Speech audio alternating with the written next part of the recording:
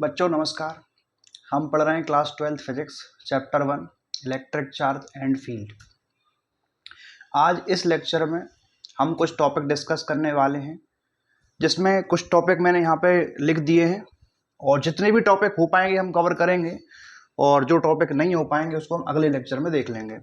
जैसे कि charge distribution, हालांकि मैं ट्राई करूंगा कि ये सारे टॉपिक एक ही वीडियो में कवर हो जाएं।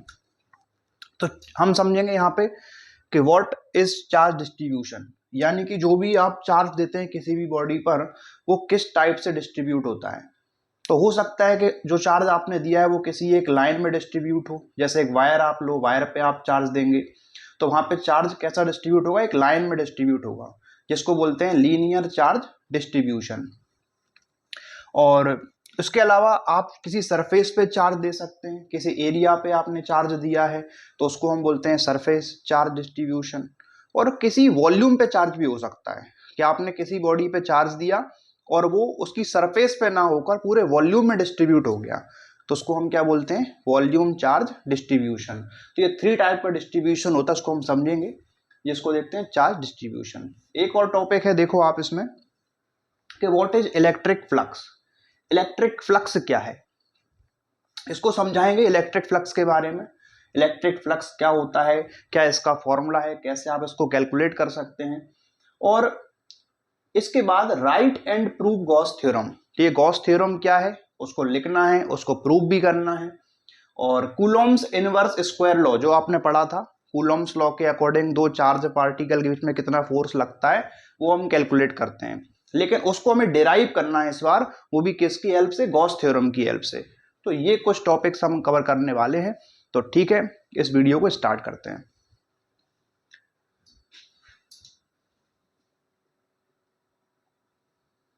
ये हमारा फर्स्ट टॉपिक है, चार्ज डिस्ट्रीब्यूशन। तो देखिए चार्ज किस टाइप से डिस्ट्रीब्यूट हो सकता है, तो आपको बता देता हूं मैं, आपको 3 टाइप का मिल जाएगा। अगर आपने किसी बॉडी पर चार्ज दिया तो अगर वो चार्ज एक लाइन में डिस्ट्रीब्यूट है उसको हम बोलते हैं लीनियर चार्ज डिस्ट्रीब्यूशन। अगर आपने जो चार्ज दिया है किसी सरफेस पर डिस्ट्रीब्यूट हो गया है तो उसको हम क्या बोलते हैं, सरफेस चार्ज डिस्ट्रीब्यूशन। और अगर चार्ज पूरे वॉल्यूम में डिस्ट्रीब्यूट है उसे हम बोलते हैं वॉल्यूम चार्ज डिस्ट्रीब्यूशन। तो 3 टाइप से आपको मिल जाएगा ये। तो पहले हम देखते हैं लीनियर चार्ज डिस्ट्रीब्यूशन। अब ये लीनियर चार्ज डिस्ट्रीब्यूशन क्या है, तो जैसा कि आपको पता है, मान लो ये कोई भी वायर है, थिन वायर, और आपने इस पे चार्ज दिया। तो चार्ज देखो हम पॉजिटिव भी दे सकते हैं, नेगेटिव भी दे सकते हैं, कोई सा भी चार्ज आप इसको दे सकते हैं। और इस वायर की लेंथ को बताइए क्या मान लूं मैं, एल मान लेता हूं। तो ये जो वायर है उसकी लेंथ को हमने एल माना है और इस पर हमने जो चार्ज दिया है वो पॉजिटिव चार्ज मान लेता हूं मैं। तो ये पॉजिटिव चार्ज इस पर यूनिफॉर्मली डिस्ट्रीब्यूट है। टोटल कितना चार्ज हमने इसको दिया, तो टोटल चार्ज मान लेता हूं मैं स्मॉल क्यू। आप इसको कैपिटल क्यू भी मान सकते हैं, मैंने इसको स्मॉल क्यू माना है। इस पूरे वायर पर हमने जो चार्ज दिया है वो टोटल चार्ज कितना है, क्यू चार्ज है, और ये क्यू चार्ज यहां पे डिस्ट्रीब्यूट हो गया है। चलिए ठीक है, तो यहां पर ये जो चार्ज है वो एक लीनियर चार्ज डिस्ट्रीब्यूशन है, एक लाइन में डिस्ट्रीब्यूट है, इसलिए इसको बोलते हैं लीनियर चार्ज डिस्ट्रीब्यूशन। और देखो जब भी आपको मिलेगा लीनियर चार्ज डिस्ट्रीब्यूशन, अगर चार्ज यूनिफॉर्मली डिस्ट्रीब्यूट है तो वहां पे हमें फाइंड करना होता है क्या, लीनियर चार्ज डेंसिटी। अब ये क्या होता है समझिए, ये इंपॉर्टेंट है कि linear charge density, linear charge density, linear charge density जो है इसको हम लिखते हैं लैम्डा, इसको लैम्डा से डिनोट करते हैं। और इसका सिंपल ये है कि charge per unit length, linear charge density का मतलब क्या होता है, चार्ज पर यूनिट लेंथ। इसको आप चाहो तो डिफाइन भी कर सकते हो,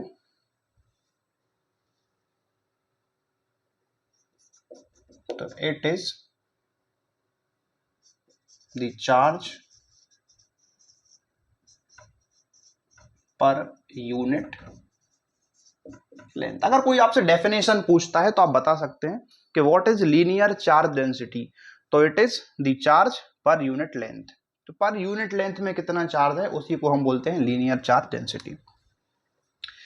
तो इसका मतलब यह है कि मान लो हमने कितना चार्ज दिया, क्यू चार्ज दिया, कितनी लेंथ पे था, एल लेंथ पर था। तो एल लेंथ पर अगर क्यू चार्ज है तो 1 पे कितना चार्ज होगा, तो आप एल से डिवाइड कर देंगे। तो पर यूनिट लेंथ का मतलब लेंथ से डिवाइड कर दो आप जितना भी चार्ज हमने दिया है, तो क्यू बाई एल, तो इससे आपको मिल जाएगा चार्ज पर यूनिट लेंथ, पर यूनिट लेंथ पे कितना चार्ज है। ओके, तो यूनिफॉर्मली डिस्ट्रीब्यूट है, उस केस में आप इस टाइप से निकाल सकते हैं। और जैसे मान लीजिए कभी आप ऐसा भी कैलकुलेट कर सकते हैं कि आपको पूरी लेंथ नहीं देखना है, हमने छोटा सा एलिमेंट काट लिया लेंथ का, और जिसको हम बताइए क्या बोल सकते हैं, डीएल। तो डीएल क्या है, स्मॉल एलिमेंट है, लेंथ का हमने छोटा सा एलिमेंट काटा। अब ये वेरी वेरी स्मॉल एलिमेंट है, तो बताओ इस पे चार्ज भी स्मॉल आएगा, तो वेरी वेरी स्मॉल चार्ज आएगा। तो वेरी वेरी स्मॉल चार्ज को हम मान लेते हैं डी क्यू। तो इसके ऊपर कितना चार्ज है बताइए, डी क्यू चार्ज है। तो जो आपने एलिमेंटल लेंथ कट किया था, इस स्मॉल लेंथ पर कितना चार्ज है, तो डी क्यू चार्ज है। तो यहां से भी आप फाइंड कर सकते हैं लीनियर चार्ज डेंसिटी यानी कि लैम्डा। बस करना क्या है कि चार्ज कितना है, डी क्यू, और किस लेंथ पर है, तो स्मॉल लेंथ यानी कि डीएल पर है। इसको इस तरीके से भी आप लिख सकते हैं।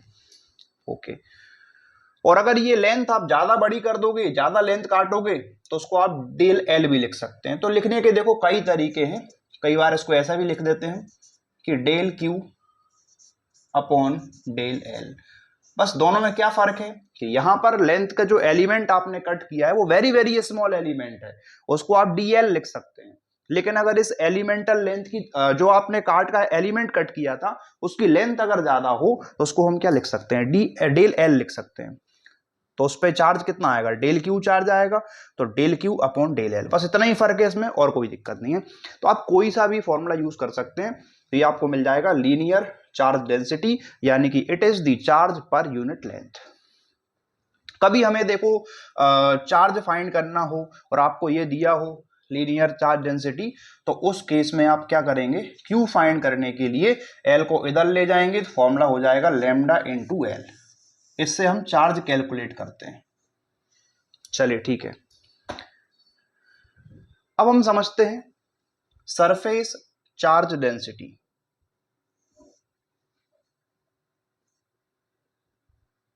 सेकंड होता है सरफेस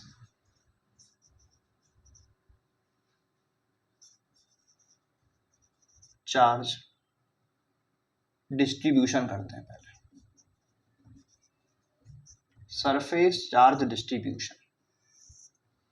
ये सरफेस चार्ज डिस्ट्रीब्यूशन क्या है, यानी कि जो भी चार्ज आपने दिया है इस बार लेंथ पर डिस्ट्रीब्यूट नहीं होगा, पूरी एरिया पे डिस्ट्रीब्यूट होगा, सरफेस पर डिस्ट्रीब्यूट होगा, उसको हम बोलते हैं सरफेस चार्ज डिस्ट्रीब्यूशन।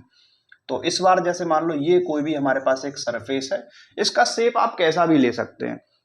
तो ये कोई भी सरफेस है और चार्ज आप पॉजिटिव नेगेटिव कुछ भी आप माने, तो यहां पर चार्ज यूनिफॉर्मली डिस्ट्रीब्यूट है, हमने ऐसा मान लिया। कितना चार्ज आपने दिया, हमने इसको क्यू चार्ज दिया। कितने एरिया पे आपने दिया, देखो ये सरफेस है तो इसका एरिया भी होगा, तो एरिया को मैं ए लिख सकता हूं, या बुक्स में सरफेस को एस भी दिया होता है, तो जो भी आपको मानना है, बट मैं इसको ए मान लेता हूं कि इसका जो एरिया है वो कितना एरिया है, ए एरिया है। और सरफेस यहां पे आप क्या फाइंड करेंगे, तो सरफेस पे चार्ज अगर डिस्ट्रीब्यूट है तो हम फाइंड करेंगे सरफेस चार्ज डेंसिटी। तो ये था लीनियर चार्ज डेंसिटी, अब हम फाइंड करते हैं सरफेस चार्ज डेंसिटी। तो सरफेस चार्ज डेंसिटी, और इसको हम सिग्मा से डिनोट करते हैं। इसकी डेफिनेशन की बात करें हम कि सरफेस चार्ज डेंसिटी की डेफिनेशन क्या है, तो सिंपल आप बोल सकते हैं कि ये भी एक चार्ज होता है लेकिन पर यूनिट एरिया पे चार्ज होता है। ये क्या था, चार्ज पर यूनिट लेंथ, ये होता है चार्ज पर यूनिट एरिया। तो आप चाहो तो डेफिनेशन लिख सकते हो, it is the charge per unit area. Per unit area पे कितना चार्ज है, इसी को बोलते हैं सरफेस चार्ज डेंसिटी। चलिए ठीक है, अगर मुझे सिग्मा फाइंड करना हो तो चार्ज मान लेते हैं Q चार्ज है और एरिया A पर डिस्ट्रीब्यूट है तो Q अपॉन A, तो आपको इससे मिल जाएगा सरफेस चार्ज डेंसिटी, यानी कि sigma equals to Q by A। इसी को डिफरेंट फॉर्म में लिखा जा सकता है, जैसे आपने मान लो छोटा सा एलिमेंट काट लिया और जो एलिमेंटल एरिया आप काटेंगे इसको मैं क्या लिखता हूं, इसको मैं DA लिख देता हूं। जैसे लेंथ के एलिमेंट को मैंने DL लिखा, वेरी वेरी स्मॉल एलिमेंट, यहां पर very very small area element को क्या मान लिया, DA मान लिया। अब एरिया आप स्मॉल लोगे तो चार्ज भी स्मॉल आएगा, तो इस पे कितना चार्ज होगा तो उसको मान लेते हैं DQ चार्ज है, तो वहां से आप सिग्मा कैलकुलेट करते हैं तो आपको मिल जाता है ये DQ अपॉन DA। और आपने अगर सरफेस को S माना हो तो आप इसमें DS लिख सकते हैं, तो DQ अपॉन DS। तो सिग्मा आप इस तरीके से भी कैलकुलेट कर सकते हैं। इसको del Q upon del A भी लिखा जा सकता है, चलो जगह है यहाँ पे लिख देता हूं मैं, del Q upon del A। इसमें क्या फर्क है, अगर ये जो आपने एलिमेंट कट किया है अगर वो ज्यादा साइज का है, अगर ज्यादा ये अपना एलिमेंट कट कर लिया तो उस केस में आपका चार्ज भी ज्यादा होगा, उसको अपन डेल A और डेल Q लिख सकते हैं। But very very small element है तो DA लिखेंगे, DA स्मॉल एलिमेंट पे चार्ज भी वेरी वेरी स्मॉल आएगा यानी DQ लिख सकते हैं। तो ये तो हो गया आपका सरफेस चार्ज डेंसिटी। और यही कभी आपको अगर फाइंड करना हो चार्ज, तो इसी फॉर्मूले से कभी चार्ज निकालना हो तो सिग्मा इनटू A से आपको मिल जाता है चार्ज। चलिए ये वाली कहानी समझ में आई। एक और देखेंगे हम इसमें, बताइए आप कौन सा देखेंगे, वॉल्यूम चार्ज डिस्ट्रीब्यूशन। तो वॉल्यूम चार्ज डिस्ट्रीब्यूशन, यानी कि इस बार जो चार्ज हमने डिस्ट्रीब्यूट किया है वो ना तो लेंथ पर है ना एरिया पे है, इस बार चार्ज वॉल्यूम पर डिस्ट्रीब्यूट है, पूरे वॉल्यूम पे हमने डिस्ट्रीब्यूट कर दिया। तो एक काम करता हूं मैं यहाँ पे कुछ बना लेता हूं, जैसे मान लो एक स्फीयर बना लिया मैंने, अब इसको सर्किल मत समझना, ये कोई एक स्फीयर मान लो आप। चलो मैं ट्राई करता हूँ 3D जैसा दिखे आपको, और ना दिखे तो आप एज्यूम कर लेना। तो ये मान लो कोई भी एक स्फीयर है, ठीक है, ये स्फीयर है और उस पर हमने जो चार्ज दिया था वो पूरे सरफेस पे डिस्ट्रीब्यूट नहीं हुआ है, पूरे वॉल्यूम पे डिस्ट्रीब्यूट हुआ है, ठीक है ना। इस वॉल्यूम पे चार्ज डिस्ट्रीब्यूट कर दिया, तो इस पे कितना चार्ज हमने दिया, तो मान लेता हूं मैं Q चार्ज दिया, और क्या वॉल्यूम है इसका, तो मान लीजिए V इसका वॉल्यूम है, V क्या है, इसका वॉल्यूम है, ये हमने दिया। अब यहां पर आपको मिलेगा वॉल्यूम चार्ज डेंसिटी, जैसे यहां पे मिला था आपको सरफेस चार्ज डेंसिटी, इसमें क्या मिलेगा, वॉल्यूम चार्ज डेंसिटी। तो वॉल्यूम चार्ज डेंसिटी, इसको रो से डिनोट करते हैं, वॉल्यूम चार्ज डेंसिटी। क्या होता है ये, what is volume charge density, simple charge होता है लेकिन पर यूनिट वॉल्यूम में, इसको हम लिख सकते हैं कि it is the charge per unit volume. तो पर यूनिट वॉल्यूम में कितना चार्ज है उसी को हम बोलते हैं वॉल्यूम चार्ज डेंसिटी। तो इसको मैं रो से डिनोट करता हूं, और हमने Q चार्ज दिया कितने वॉल्यूम में, V वॉल्यूम में, तो Q अपॉन V, ये हो जाएगा यहाँ पे वॉल्यूम चार्ज डेंसिटी। इसको डिफरेंट फॉर्म में लिखा जा सकता है, अगर आपने एलिमेंटर वॉल्यूम कट कर लिया dV, तो वहां चार्ज स्मॉल आएगा यानी dQ, तो dQ अपॉन dV भी आप इसको लिख सकते हैं। तो वेरी वेरी स्मॉल एलिमेंट के लिए वेरी वेरी स्मॉल चार्ज आ जाएगा। या कुछ लोग इसको ऐसा भी लिखते हैं कि rho equals to del Q upon del V, ऐसा भी आप लिख सकते हैं। और कभी आपको चार्ज फाइंड करना हो तो रो इंटू भी कर देंगे अपन, जैसे कभी हमें निकालना हो कि चार्ज कितना होगा तो रो इंटू भी, यानी कि वॉल्यूम चार्ज डेंसिटी को अगर आप वॉल्यूम से मल्टीप्लाई कर देते हैं तो आपको चार्ज मिल जाएगा। जिस भी वॉल्यूम में आपको चार्ज कैलकुलेट करना है उससे आप मल्टीप्लाई करें वॉल्यूम चार्ज डेंसिटी को।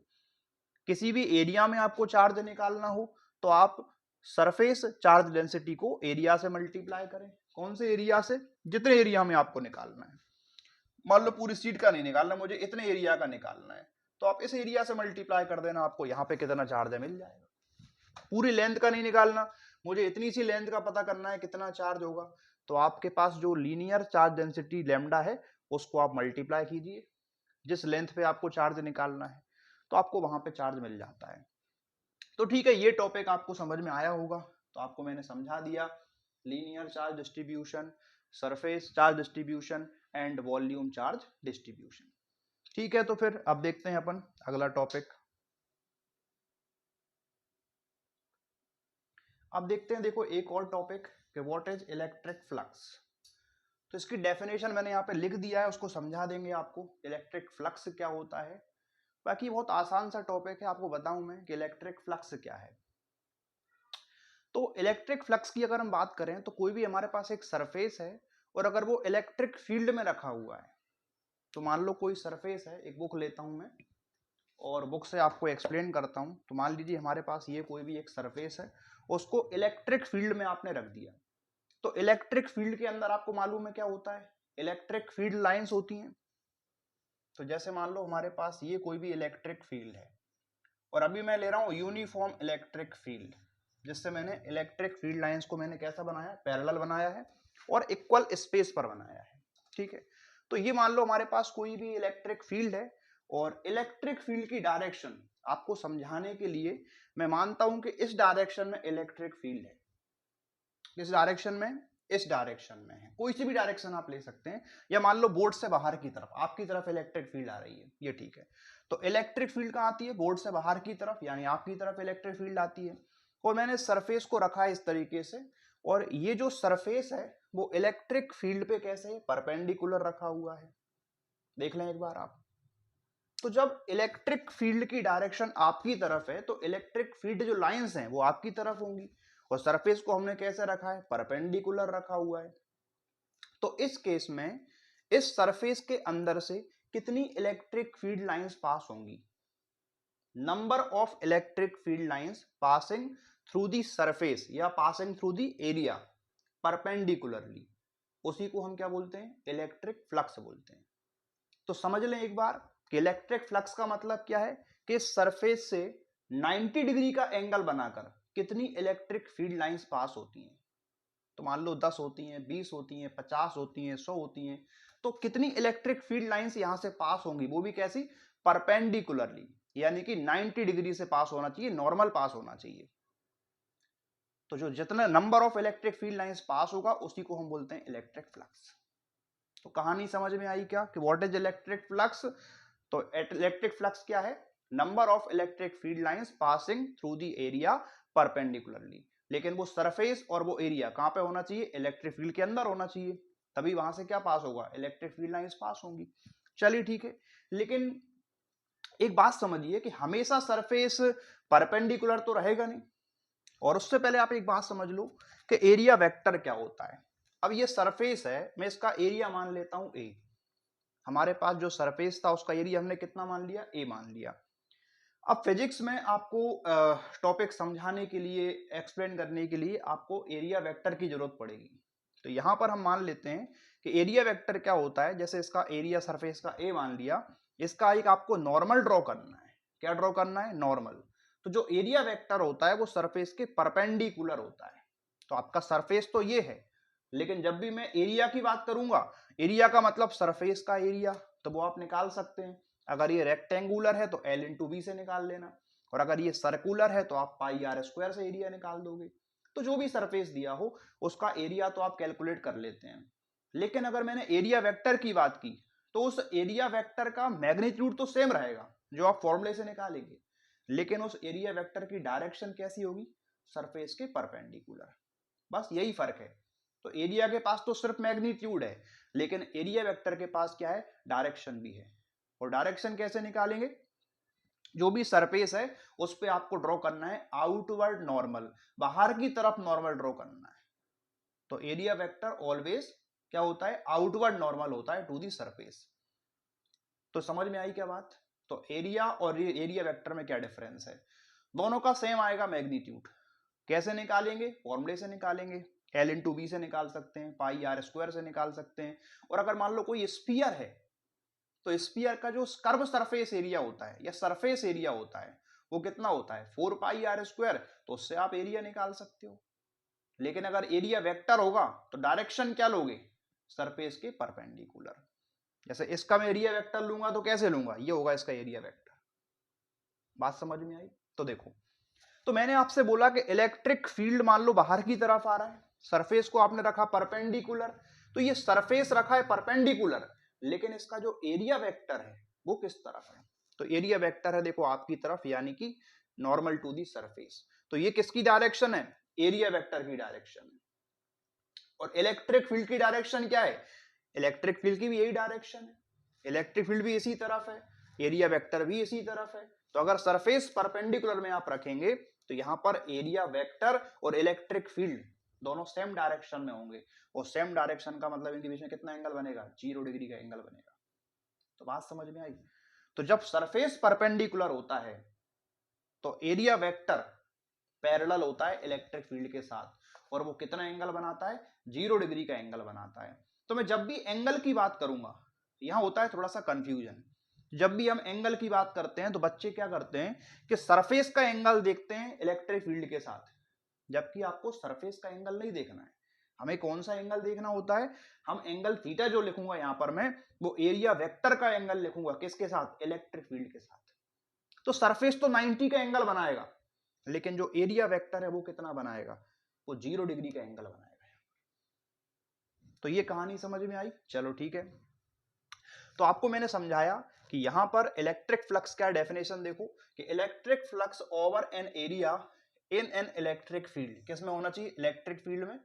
ये मेजर होता है number of electric field lines, number of electric field line crossing this area perpendicularly, और it is denoted by phi ई।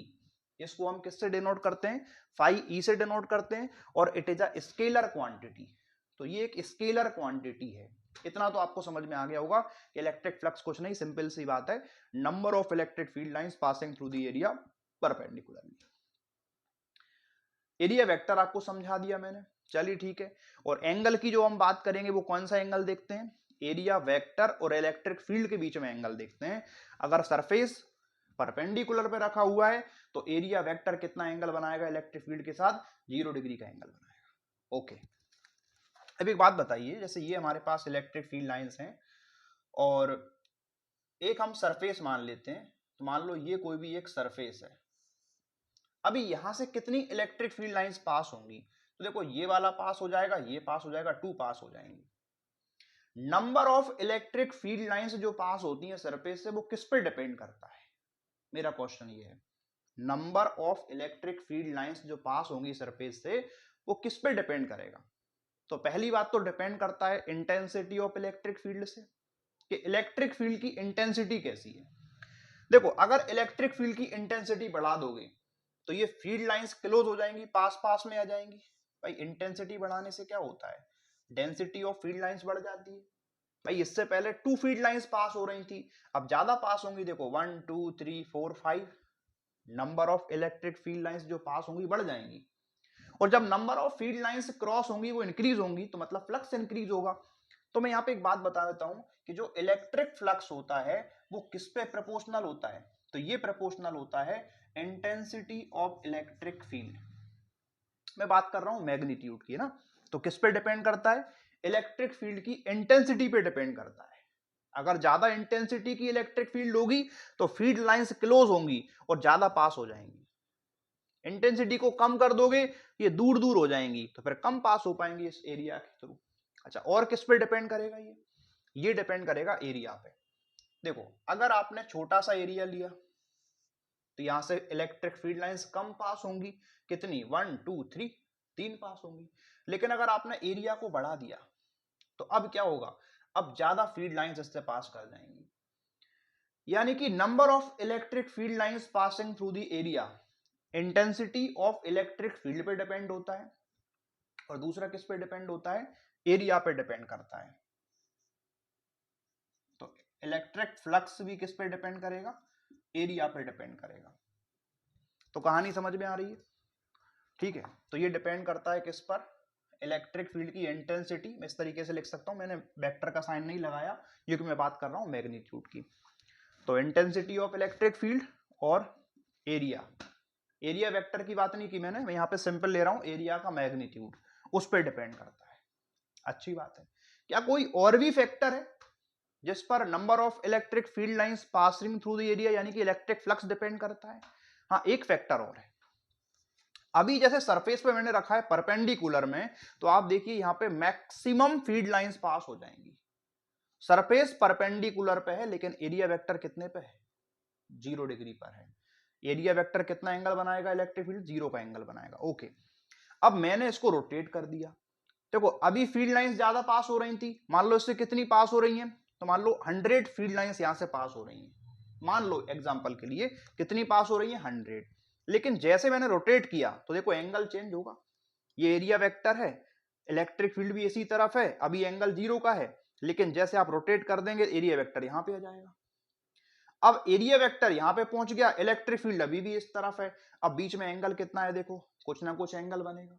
तो यहाँ पे एंगल पहले 0 था और अब एंगल इंक्रीज हो रहा है। 0 से एंगल क्या हो रहा है? इंक्रीज हो रहा है। ठीक है, तो एंगल इंक्रीज करने से हुआ क्या कि ये सरफेस कुछ इस टाइप से आ जाएगा और अब इलेक्ट्रिक फील्ड लाइंस कम पास होंगी।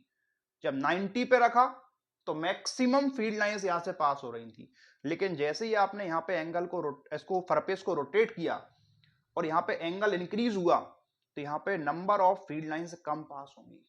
तो इससे क्या समझ में आ रहा है कि एंगल इंक्रीज हो रहा है। पहले एंगल 0 था जब इलेक्ट्रिक फ्लक्स मैक्सिमम था, फील्ड लाइंस मैक्सिमम पास हो रही थी, लेकिन एंगल को इंक्रीज करने से क्या हो रहा है कि जैसे जैसे एंगल बढ़ता जाएगा ये इलेक्ट्रिक फील्ड लाइंस कम पास होने लगेंगी, यानी इलेक्ट्रिक फ्लक्स डिक्रीज कर जाएगा। उल्टा चलेगा, देख लो, एंगल इंक्रीज हो रहा है लेकिन फ्लक्स डिक्रीज कर रहा है। और देखते हैं, मैंने इसके एंगल को और रोटेट किया तो और करने पे देखो सरफेस कुछ ऐसा हो गया। अब लेकिन जो एरिया वेक्टर आप देख रहे थे वो क्या हो गया? एरिया वेक्टर यहां पे आ गया और इलेक्ट्रिक फील्ड अभी भी इस तरफ है, तो बीच में कितना एंगल बना? 90 का एंगल बना। तो पहले एंगल 0 था, अब एंगल हो गया 90। किसके बीच में? एरिया वेक्टर और इलेक्ट्रिक फील्ड के बीच में एंगल। और जैसे ही 90 पर पहुंचेंगे, जब एंगल 90 हो जाएगा, हमने एंगल को 0 से इंक्रीज किया कितना? 90, और 90 एंगल होने के बाद आप देखो इस सरफेस से एक भी इलेक्ट्रिक फील्ड लाइंस पास नहीं होगी। पता होगी क्या पास? अरे इलेक्ट्रिक फील्ड तो इस तरफ से आ रही है, यहां से पास कैसे होगी? क्योंकि हमें इस वाली सरफेस से पास करना है, इससे कोई भी फील्ड लाइंस पास नहीं हो पाएंगी। तो कहानी समझ में आई? अब इस केस में जब इलेक्ट्रिक फील्ड लाइंस पास नहीं हो पाएंगी तो यहाँ पे फ्लक्स कितना हो जाएगा? 0। तो यहां पर जो इलेक्ट्रिक फ्लक्स आपको मिलेगा वो 0 हो जाएगा। तो 90 पर फ्लक्स कैसा था? मैक्स सॉरी 0 डिग्री पर फ्लक्स कैसा था? मैक्सिमम था। कौन सा एंगल? यहाँ पे होगा कंफ्यूजन, मैं एंगल कौन सा देखता हूं? एंगल देखते हैं अपन, लिख देते हैं यहाँ पे कि जो थीटा, अपन एंगल की बात करेंगे इसमें, तो थीटा इज एंगल किसके बीच में?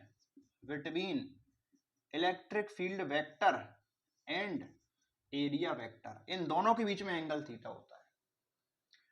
और अगर ये थीटा कितना हो? 0 डिग्री हो, एंगल 0 है, तो वहां पर जो इलेक्ट्रिक फ्लक्स होता है वो कैसा होता है बताइए? मैक्सिमम होता है। और अगर ये एंगल 90 डिग्री हो तो ये फ्लक्स कितना हो जाता है? 0।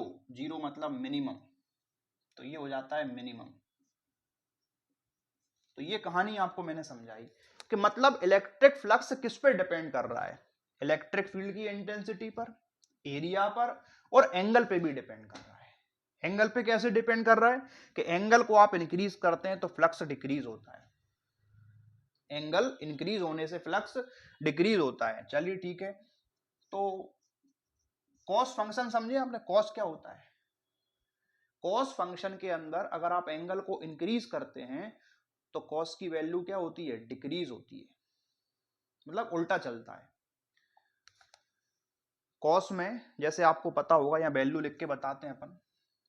देखिए कॉस में अपन कुछ एंगल लेते हैं, 0 डिग्री, 30 डिग्री, 45, 60 एंड 90। तो यहाँ पे पता है कि कॉस 0 कितना होता है? 1 होता है। कॉस 30 कितना होता है? √3/2। 45 पे 1 हो जाता है, यहाँ 1/2 होता है, यहाँ 0 हो जाता है। मतलब ये कि कॉस की वैल्यू जब आप एंगल को इंक्रीज करते हैं, तो एंगल को हमने इंक्रीज किया तो कॉस की वैल्यू क्या हो रही है, डिक्रीज हो रही है। तो एंगल इंक्रीज होने से जो कॉस थीटा होता है वो डिक्रीज होता है। तो आप जरा सोचो, यहां पे एक बात लिखता हूं मैं कि हमने यहां पे एंगल को इंक्रीज किया, समझना बात को, एंगल को आपने क्या किया, इंक्रीज किया। तो एंगल के इंक्रीज करने से क्या हुआ कि जो इलेक्ट्रिक फ्लक्स था वो इंक्रीज नहीं हुआ है, वो डिक्रीज हुआ है, क्योंकि 0 डिग्री पर फ्लक्स मैक्सिमम था और जैसे ही आपने एंगल को 90 तक ले गए तो फ्लक्स 0 हो गया, मैक्सिमम से मिनिमम। तो एंगल को इंक्रीज करने से फ्लक्स डिक्रीज हुआ और आपको यह भी पता है कि एंगल के इंक्रीज करने से जो कॉस थीटा होता है वो भी डिक्रीज होता है। मतलब क्या बोलना चाह रहे हैं कि एंगल इंक्रीज होने से इलेक्ट्रिक फ्लक्स डिक्रीज होता है और कॉस थीटा भी डिक्रीज होता है। मतलब ये electric flux and cos theta proportional है, बिल्कुल प्रोपोर्शनल है। तो इलेक्ट्रिक फ्लक्स किसके प्रोपोर्शनल है, कॉस थीटा के प्रोपोर्शनल है, थीटा के नहीं है, कॉस थीटा के है। क्योंकि कॉस में क्या होता है, एंगल इंक्रीज होता है तो कॉस डिक्रीज करता है और फ्लक्स भी डिक्रीज होता है। अगर इन सबको कंबाइन करके लिखा जाए तो आप ऐसा लिख सकते हैं कि जो इलेक्ट्रिक फ्लक्स है प्रोपोर्शनल हो जाएगा, किसके प्रोपोर्शनल होगा, ई ए कॉस थीटा के प्रोपोर्शनल होगा। ये प्रोपोर्शनलिटी को हटा के इक्वल लगाइए, कांस्टेंट लगाना पड़ता है, कांस्टेंट को आप 1 मान सकते हैं इस केस में। तो जो इलेक्ट्रिक फ्लक्स आपको मिलेगा वो उसका फॉर्मूला हो जाएगा ई ए कॉस थीटा। तो ये कहानी देखो क्यों चली हमारी, क्योंकि मुझे यहाँ पे इलेक्ट्रिक फ्लक्स का एक फॉर्मूला लेके आना था। तो मैंने आपको समझाया कि इलेक्ट्रिक फ्लक्स होता क्या है, number of electric field lines passing through the area perpendicularly. Electric flux किस पे डिपेंड करता है, तो इंटेंसिटी ऑफ इलेक्ट्रिक फील्ड के प्रोपोर्शनल होता है। इंटेंसिटी को बढ़ाएंगे फ्लक्स बढ़ जाएगा। एरिया के प्रोपोर्शनल होता है, एरिया को इंक्रीज करेंगे फ्लक्स इंक्रीज होगा। और फ्लक्स थीटा के इनवर्सली प्रोपोर्शनल था, मतलब एंगल इंक्रीज करने से फ्लक्स डिक्रीज हो रहा था, एंगल इंक्रीज करने से फ्लक्स डिक्रीज हो रहा था, लेकिन एंगल इंक्रीज करने से कॉस थीटा भी डिक्रीज हो रहा है। तो ये दोनों क्या है, डायरेक्टली प्रोपोर्शनल है। तो flux proportional to cos theta combine करके लिखा तो इसके प्रोपोर्शनल आया और प्रोपोर्शनल को हटा के इक्वल लगा दिया, साथ में आप चाहो तो कांस्टेंट के मान सकते हो, उसकी वैल्यू 1 हो जाती है। तो कांस्टेंट 1 मान के आप इसको लिख सकते हैं flux equals to E A cos theta. चलिए अच्छी बात है, कहानी को थोड़ा और आगे बढ़ाएंगे अपन। एक डायग्राम बनाता हूं फिर इसकी कहानी को आगे बढ़ाते हैं। तो मैं सरफेस जो मैंने लिया था अभी 90 पे रखा है, लेकिन सरफेस किसी भी एंगल पे हो सकता है। तो ये देखिए आप, ये हमारे पास कोई भी एक इलेक्ट्रिक फील्ड है, इलेक्ट्रिक फील्ड वेक्टर, और जो सरफेस मैंने लिया है कुछ इस तरीके से लिया। अब इस सरफेस का एरिया मान लेता हूं कितना है, सरफेस का एरिया ए मान लेते हैं, लेकिन जो एरिया वेक्टर होगा, जो एरिया वेक्टर हम बनाने वाले हैं वो इस सरफेस पे होता है परपेंडिकुलर एरिया वेक्टर। और इलेक्ट्रिक फील्ड आप देख ही रहे हैं इस तरीके से, ये क्या है, इलेक्ट्रिक फील्ड है। इलेक्ट्रिक फील्ड और एरिया वेक्टर के बीच में कितना एंगल आएगा, तो मान लो ये थीटा एंगल पे है। तो देखो पहले मान लो सरफेस को आपने रखा था 90 डिग्री पर और फिर आपने सरफेस को कर दिया रोटेट। तो ये मान लो यहाँ पे एंगल कितना था इसका, 90 डिग्री। तो स्टार्टिंग में 90 डिग्री पे था, आपने इसको रोटेट किया थीटा एंगल से, अब सरफेस कुछ इस टाइप से आ गया, तो इसका एरिया वेक्टर कुछ ऐसा आएगा। तो जब सरफेस 90 पे था तो एंगल कितना था, 0 था, एरिया वेक्टर का इलेक्ट्रिक फील्ड के साथ। आपने सरफेस को रोटेट किया थीटा डिग्री, क्योंकि ये सरफेस को आपने कितना रोटेट किया है, थीटा। तो सरफेस को आप थीटा रोटेट करते हैं तो एरिया वेक्टर भी कितना एंगल बनाता है, थीटा एंगल बनाता है। ओके, तो ये एरिया वेक्टर है, ये इलेक्ट्रिक फील्ड है और इसके बीच में एंगल थीटा है। तो ये डायग्राम बनाना था मेरे को, मैंने समझाया आपको, ठीक है। मैंने इलेक्ट्रिक फील्ड को भी यूनिफॉर्म लिया है। हाँ, अगर नॉन यूनिफॉर्म होगा तब भी क्या करेंगे वो भी समझा देंगे, कोई बड़ी बात नहीं है। अभी आप ये समझो कि यूनिफॉर्म इलेक्ट्रिक फील्ड है और सिंपल केस लेके चला हूं अभी, है ना, थोड़ा सा चेंज करेंगे तो अगर आपका नॉन यूनिफॉर्म भी होगा वहां भी आपको समझ में आएगा।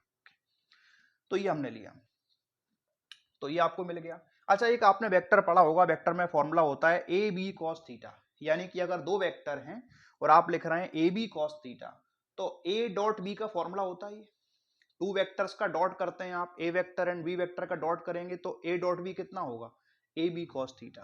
कहाँ लिखें, चलो यहाँ लिखते हैं। तो मान लो एक ए वेक्टर है, दूसरा बी वेक्टर, दोनों का करेंगे डॉट प्रोडक्ट, तो ये होता है ए वी कॉस थीटा। इसमें ए और बी क्या होते हैं, मैग्नीट्यूड होते हैं vector A and vector B का, और थीटा होता है angle between A vector and B vector. तो क्या यहाँ पे दो वेक्टर दिखाई दे रहे हैं, बिल्कुल, एक इलेक्ट्रिक फील्ड वेक्टर, एक एरिया वेक्टर, और मैंने यहाँ पे क्या लिया है, दोनों का लिया है मैग्नीट्यूड, वेक्टर का साइन नहीं लगाया, मतलब हम बात कर रहे हैं मैग्नीट्यूड की। तो electric field vector, area vector, दो वेक्टर हैं और आप साथ में कॉस लेके बैठे हैं, तो आप इनको ऐसा लिख सकते हैं, electric flux equals to E vector dot A vector.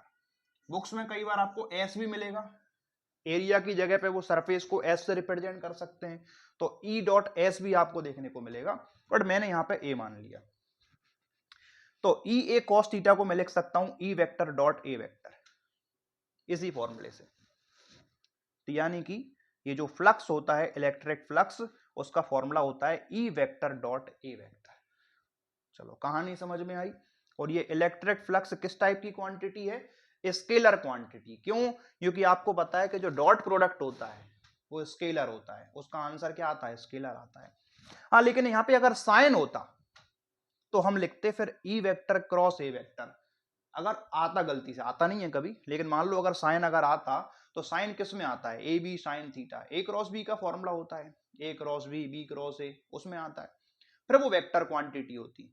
लेकिन चूंकि इसमें कॉस आ रहा है तो ये स्केलर क्वांटिटी है, तो ये होता है एक स्केलर क्वांटिटी। डिनोट किससे करते हैं, समझ में आया। अच्छा, यूनिट की बात कर लेते हैं कि इलेक्ट्रिक फ्लक्स की यूनिट क्या होगी, ऐसा यूनिट। तो देखो सिंपल है, इलेक्ट्रिक फील्ड की यूनिट क्या होती है, इलेक्ट्रिक फील्ड की होती है न्यूटन पर कूलम, और एरिया की यूनिट क्या होती है, ये होती है मीटर स्क्वायर, यानी कि न्यूटन मीटर स्क्वायर पर कूलम। इसको ऐसे लिख सकते हैं, न्यूटन मीटर स्क्वायर पर कूलम। तो ये होती है SI unit of electric flux. तो ये मैंने आपको फ्लक्स की यूनिट समझा दी कि न्यूटन मीटर स्क्वायर पर कूलम, इससे आप इलेक्ट्रिक फ्लक्स कैलकुलेट कर सकते हैं। चलो अब एक काम करते हैं अपन, जैसे मान लो कभी इलेक्ट्रिक फील्ड आपको यूनिफॉर्म ना दिया हो, नॉन यूनिफॉर्म इलेक्ट्रिक फील्ड है, तो उस केस में क्या करेंगे। तो कोई दिक्कत नहीं है, आप ऐसा कर सकते हैं कि छोटा सा एलिमेंट काट लेना। जब भी कोई चीज नॉन यूनिफॉर्म होती है तो हम क्या करते हैं, एलिमेंट काट लेते हैं। तो इसी डायग्राम में समझा देता हूं मैं। चलो, तो मान लो इसको डिस्टर्ब करें क्या, या दूसरा डायग्राम बनाएं, चलो एक और बना लेते हैं, यहां कर देंगे अपन, छोटा सा टॉपिक है। तो मान लो ये कोई भी इलेक्ट्रिक फील्ड है, अच्छी बनाए नॉन यूनिफॉर्म वाली।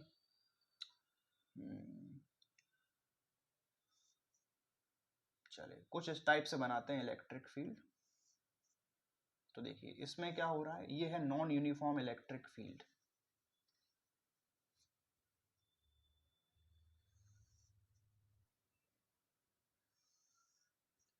चले, तो ये मान लो हमारे पास कोई एक नॉन यूनिफॉर्म इलेक्ट्रिक फील्ड है,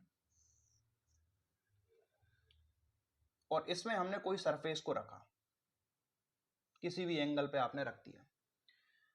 अब यहां पर आपको कैलकुलेट करना है फ्लक्स, तो कोई दिक्कत नहीं है। आपको क्या चाहिए, देखो एक सरफेस हमारे पास है, एरिया हमारे पास है, यहां पर हम एरिया का एक एलिमेंट काटेंगे, तो वेरी वेरी स्मॉल एलिमेंट हमने काट लिया डी ए।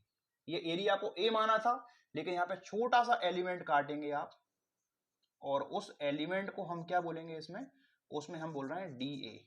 डी ए मतलब वेरी वेरी स्मॉल एलिमेंट, और इस पे ड्रॉ करेंगे आप परपेंडिकुलर, तो ये मिल जाएगा आपको एरिया वेक्टर। तो ये डी ए है, तो इसका वेक्टर क्या हो जाएगा, डी ए वेक्टर हो जाएगा। ओके, और इस टाइम पर यहां पर जो इलेक्ट्रिक फील्ड है वो इस डायरेक्शन में है, कोई सी भी डायरेक्शन आपको मिल सकती है, और उनके बीच में एंगल कितना है, तो मान लो थीटा एंगल है, कोई चेंज नहीं है। इस पॉइंट पर इलेक्ट्रिक फील्ड की डायरेक्शन मैंने ये मान लिया, एरिया वेक्टर ड्रॉ किया, एलिमेंटल एरिया कट किया डी ए, उसका vector area vector D A vector, और बीच में एंगल थीटा। तो इस एलिमेंटल एरिया की वजह से यहाँ पे जो फ्लक्स आएगा, क्योंकि आपको पता है फ्लक्स किस पे डिपेंड करता है, एरिया पे। अब एरिया स्मॉल है तो फ्लक्स भी स्मॉल होगा, और स्मॉल फ्लक्स को मैं क्या लिखूंगा, डी फाई लिखूंगा। तो जो स्मॉल फ्लक्स आएगा उसको हम क्या लिखेंगे, डी फाई। तो डी फाई का मतलब होता है स्मॉल फ्लक्स। तो कैसे निकालेंगे भैया, फ्लक्स का फॉर्मूला तो यही होता है, क्या होता है, ई ए कॉस थीटा। तो कोई दिक्कत नहीं है, डी फाई रख दो, स्मॉल फ्लक्स है, इलेक्ट्रिक फील्ड ई आ जाएगा, एरिया की जगह पे डी ए, और कॉस थीटा तो है, मतलब आप इसको ये लिख सकते हैं। इसी को अगर वेक्टर फॉर्म में लिखना हो तो बिल्कुल लिख सकते हैं। यहां पर दो वेक्टर कौन कौन से हैं, इलेक्ट्रिक फील्ड और एरिया वेक्टर। तो आप लिखेंगे electric field vector dot area vector. तो ये हो जाएगा यहां पर स्मॉल फ्लक्स। आपको पूरा फ्लक्स निकालना हो तो क्या करना है, इंटीग्रेट कर देना है। तो d phi E equals to E vector dot D A vector. अगर आप इसका इंटीग्रेशन कर देते हैं तो आपको पूरा फ्लक्स यानी कि फाई मिल जाएगा। तो 1 का इंटीग्रेशन फाई के रेस्पेक्ट में कितना होगा, फाई। तो मैं यहां पे लिख सकता हूं electric flux phi equals to integration of E vector dot D A vector. तो ये वाला फॉर्मूला हमेशा वैलिड है, कोई सा भी केस हो, इलेक्ट्रिक फील्ड यूनिफॉर्म हो, नॉन यूनिफॉर्म हो, तो हर जगह आप ये वाला फॉर्मूला लगा सकते हैं कि इलेक्ट्रिक फील्ड कितना होता है, तो ई vector dot D A vector, integration of E vector dot D A vector, इससे आप कैलकुलेट कर सकते हैं। बट हम लोग सिंपल वाले यूज करते हैं, ये काफी कॉम्प्लेक्स पड़ता है हमारे लिए इंटीग्रेशन वगैरह करना, तो जरूरत पड़ती है तब ये लगाते हैं।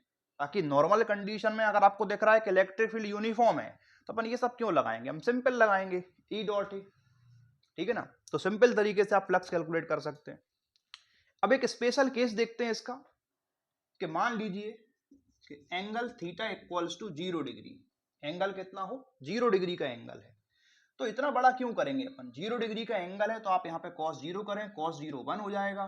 तो आप इलेक्ट्रिक फ्लक्स को सिंपल लिख सकते हैं ई ए के इक्वल, और ये मैक्सिमम इलेक्ट्रिक फ्लक्स होता है कौन से एंगल पे, 0 एंगल पे। तो 0 डिग्री का एंगल आपको मिलता है कई बार, और electric field and area vector के बीच में एंगल 0 है, तो इंटीग्रेशन नहीं करना है, ये सब नहीं करना है, यूनिफॉर्म इलेक्ट्रिक फील्ड है, एंगल 0 है, तो आप सिंपल लगा सकते हैं ई इंटू ए के इक्वल आ जाएगा। और इसी में अगर एंगल कितना हो, 90 डिग्री का एंगल कभी मिल जाए तो अच्छी बात है, cos 90 0 होता है, 0 का मल्टीप्लाई करेंगे 0, तो ये इलेक्ट्रिक फ्लक्स कितना आएगा, 0 आएगा। तो कहानी समझ में आई। तो ये कौन सा केस पढ़ा है मैंने आपको, यूनिफॉर्म इलेक्ट्रिक फील्ड में। इलेक्ट्रिक फील्ड अगर यूनिफॉर्म है तो फॉर्मूला आप लगाइए ई ए कॉस थीटा, तो कोई जरूरत नहीं है इंटीग्रेशन वगैरह करने की, इलेक्ट्रिक फील्ड यूनिफॉर्म है, ई ए कॉस थीटा। और उसमें भी अगर आपका एंगल 0 डिग्री है तो आपको कॉस भी नहीं लगाना है, सिंपल करना है फ्लक्स इक्वल टू ई ए, और अगर एंगल 90 हो तो फ्लक्स 0।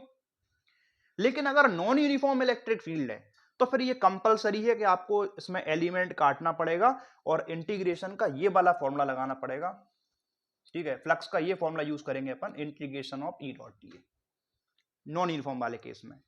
और वैसे आप चाहो तो हर जगह लगा सकते हो, ये सभी केस में वैलिड है, ये किसी भी केस में लगा सकते हैं। तो ये वाला टॉपिक मैंने कवर कर दिया। देखो आप वोल्टेज इलेक्ट्रिक फ्लक्स समझा दिया आपको मैंने, इसकी आपको यूनिट भी समझा दी, इलेक्ट्रिक फ्लक्स की यूनिट क्या है। एक क्वेश्चन आपसे पूछ लेते हैं कि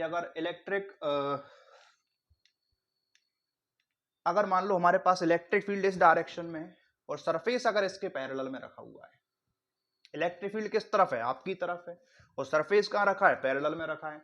तो जब सरफेस इलेक्ट्रिक फील्ड के पैरेलल में होता है तो आप प्रूफ करें कि इलेक्ट्रिक फ्लक्स 0 होगा। तो क्या दिक्कत है, ये सरफेस पैरेलल में रखा है तो एरिया वेक्टर परपेंडिकुलर होगा इलेक्ट्रिक फील्ड के, एंगल 90 बनेगा, और 90 वाला केस तो आपको पता है। तो प्रूफ करने में कुछ नहीं करना है, फ्लक्स का फॉर्मूला लगाइए, इसमें लिखिए if surface is parallel to electric field, अगर सरफेस पैरेलल है इलेक्ट्रिक फील्ड के then area vector will be perpendicular, so theta equal to 90 degree, और थीटा 90 रख देना इसमें, तो cos 90 0 हो जाएगा और ये पूरा फ्लक्स 0 हो जाएगा, हो गया प्रूफ। तो ये क्वेश्चन पूछते हैं एमपी बोर्ड में कभी, तो आप ऐसा कर सकते हैं। ठीक है, तो फिर इस लेक्चर को यहीं पे एंड करते हैं। ओके, बाकी कुछ टॉपिक हैं जो मैंने आपसे बोला था कि इस टॉपिक में इस लेक्चर में कवर कर देंगे, लेकिन वो नहीं हो पाए, उसको हम देखेंगे अगले लेक्चर में। Okay, thank you.